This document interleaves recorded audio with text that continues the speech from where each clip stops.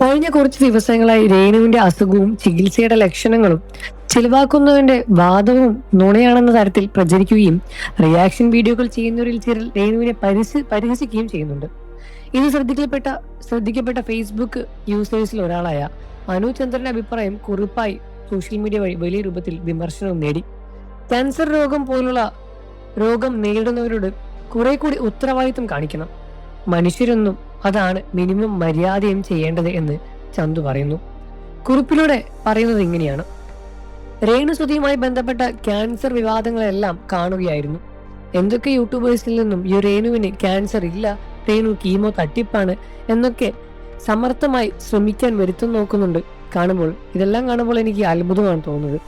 അതിനായി ഒരു തെളിവ് പോലെ ക്യാൻസർ ചികിത്സ തേടുന്ന, കീമോ ചെയ്യുന്ന ഏതൊക്കെയോ രോഗിയുടെ വോയിസ് മെസ്സേജും ഇവർ ഒപ്പിയെടുക്കുന്നുണ്ട്. അതിൽ പല രോഗികളും പറയുന്നുണ്ട് അവർക്ക് കുറഞ്ഞ ചെലവിൽ ചികിത്സ കിട്ടിയെന്നും അതുകൊണ്ട് രേണുവിന്റെ ചികിത്സയ്ക്ക് 2 ലക്ഷം വേണ്ടി വന്നു എന്നൊക്കെ രേണു പറയുന്നത് തട്ടിപ്പാണ് എന്നെല്ലാം.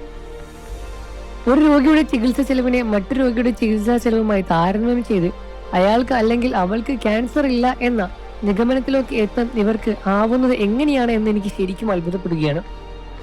കാരണം ക്യാൻസർ ചികിത്സ ആശ്രയിക്കുന്നത് പല തരത്തിലുമാണ്. ക്യാൻസറിന്റെ തരം, സ്റ്റേജ്, ഉപയോഗിക്കുന്ന കീമോ, മരുന്നുകൾ എന്നിവയെല്ലാം പലതിനെയും ആശ്രയിച്ചാണ് ആ ചിലവുകളെല്ലാം താരതമ്യേന മാറിയും മറിഞ്ഞുമല്ല ഇരിക്കുന്നത്. അതുപോലെ തന്നെ ഒരു രോഗിയുടെ വോയിസ് മെസ്സേജ് മാത്രം കേട്ട് മറ്റൊരാളുടെ ചികിത്സ തട്ടിപ്പാണ് എന്നൊക്കെ പറയാൻ പറ്റുമോ? പറ്റില്ല എന്നാണ് എന്റെ അറിവ്. എനിക്ക് അത്ഭുതം തോന്നുന്നുണ്ട്. അതുകൊണ്ട് തന്നെയാണ്. പിന്നെ ഈ യൂട്യൂബേഴ്സ് കാണിക്കുന്നതൊക്കെ ശരിക്കും മോശം പരിപാടിയല്ലേ? ഒരു ക്യാൻസർ രോഗിയോട് ഇങ്ങനെയൊക്കെയാണോ കാണിക്കേണ്ടത്? ക്യാൻസർ പോലുള്ള ഗുരുതരമായ രോഗം പൊറുതി വരുന്ന ഒരു മനുഷ്യ സഹജമായ സഹാനുഭൂതിയും ഉത്തരവാദിത്വം കാണിക്കേണ്ട മര്യാദയെങ്കിലും നമുക്കില്ലേ? അല്ലാതെ അവരിൽ വലിയ മാനസിക ബുദ്ധിമുട്ടുകൾ സൃഷ്ടിക്കാനും പൊതുജനങ്ങളെ തെറ്റിദ്ധരിപ്പിക്കാനുമാണോ നമ്മൾ ശ്രദ്ധിക്കേണ്ടത്?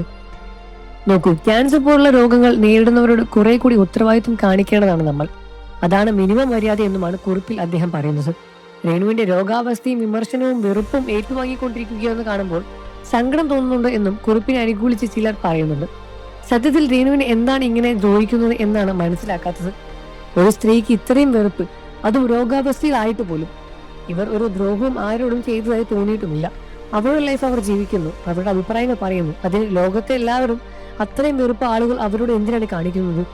ആദ്യമായിട്ടാണ് ഒരാൾ ജീവിക്കാൻ പോരാടുന്നത് ഇത്രയും എതിർപ്പ് മറ്റുള്ളവർ കാണിക്കുന്നത് കാണുന്നത്. ഇത്രയുമൊക്കെ കേട്ടിട്ടും ദ്രോഹിക്കപ്പെട്ടിട്ടും അവർ പിടിച്ചു നിൽക്കുന്നില്ലേ? രേണു ശരിക്കും ഉരുക്കു വനിത തന്നെയാണ് എന്നുമാണ് കുറിപ്പിൽ പറയുന്നത്. ആളുകൾ അവർ ഇല്ലാതിരിക്കാൻ ആശ്രയിക്കുകയാണ്. എന്തുതരം മനുഷ്യരാണ് ഇവർ? യൂട്യൂബ് കൊണ്ട് വിയർക്കാതെ ജീവിക്കുന്ന കുറെ ആളുകളുണ്ട്. മറ്റാളുടെ സ്വകാര്യത വിട്ടു തിന്നുന്ന ഇവർക്കൊക്കെ പൂട്ടാൻ സർക്കാർ എങ്ങനെയാണ് നിയമം കൊണ്ടുവരണം എന്നെങ്ങനെയെല്ലാം കുറിപ്പിന്റെ ഒരുപാട് പേർ വിമർശിച്ച് പറയുകയാണ്. എന്നാൽ ഇതിനെ അനുകൂലിച്ചും ഒരുപാട് പേര് പറയുന്നുണ്ട്. രേണുസുതിയുടെ അവസ്ഥയെ നിങ്ങൾ എങ്ങനെയാണ് കാണുന്നത് എന്ന് ഓരോരുത്തരുടെയും പെർസ്പെക്റ്റീവ് എന്താണെന്ന് കമന്റിൽ രേഖപ്പെടുത്തുക.